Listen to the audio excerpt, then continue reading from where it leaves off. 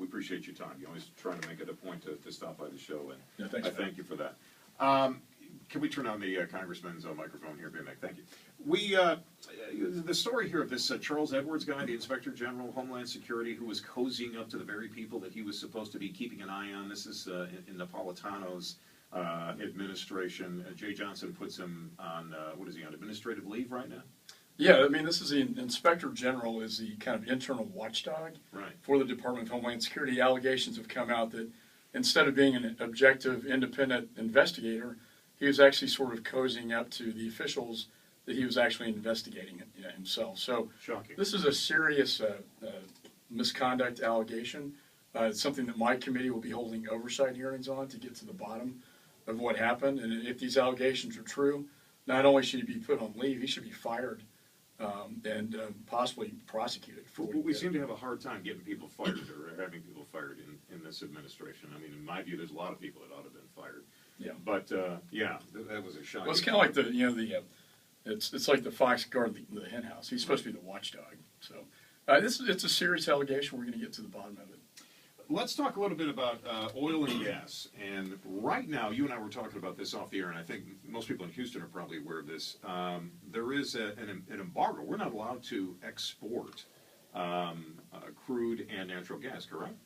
Yeah, to certain parts of the world. You know, what's happening, you hear a lot about Ukraine and Russia, the Baltic states. I think Mr. Putin is a bit of a power grab to return to the old empire, the Russian Empire. Right. And he sees that, weakness invites aggression. I think he sees this president as weak, and it's an invitation to move in and expand. And so the one power that he has over this region is energy. He can strangle Ukraine, the Baltic states. They all rely on the energy coming from Russia. So if we could lift that ban, the crude oil ban, and the natural gas ban, not only would that create a lot of jobs in Texas, we have the Eagle Ford Shale, but it would also be a great national security foreign policy play on the part of the United States. So I have a bill I've introduced. It'll go to the Foreign Affairs Committee to lift this embargo, lift this ban, so that we can, hopefully help Ukraine, help the Baltic states become really independent from Russia. And at the same time, it would help Texas and our economy here as well. So to me, it's a no-brainer. I'm sure the administration will find some reason to oppose it. Sure. But it makes good policy from my perspective. And I would agree. And I think that a lot of people are curious as to why. I think this was back in the 70s when we were going through our issues with oil when this was implemented. And you're right, it is about time that we did something about this.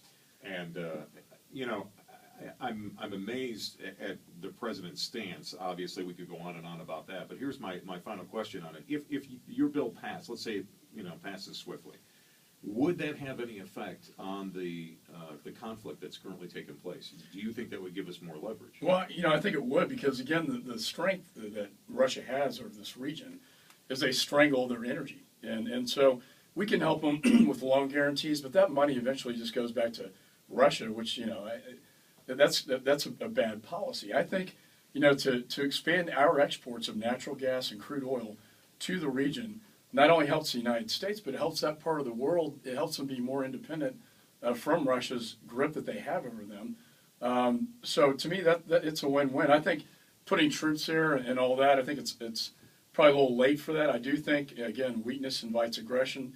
Reagan talked about peace through strength. Right. This president is viewed as weak throughout the world, and Mr. Putin is testing the lines with him. And I think it's a very dangerous world right now because of this president. Congressman, I'd love to sit here and chat with you all morning long. I appreciate your time, as always. Thank you for what you do as chairman of the Homeland Security, and we sure appreciate the hard work and the way you represent Texas. You do a great job. Hey, thanks, Matt. Appreciate It is our pleasure. Texas Congressman Mike McCaul joining us here this morning, stopping by. Speaking of Michaels,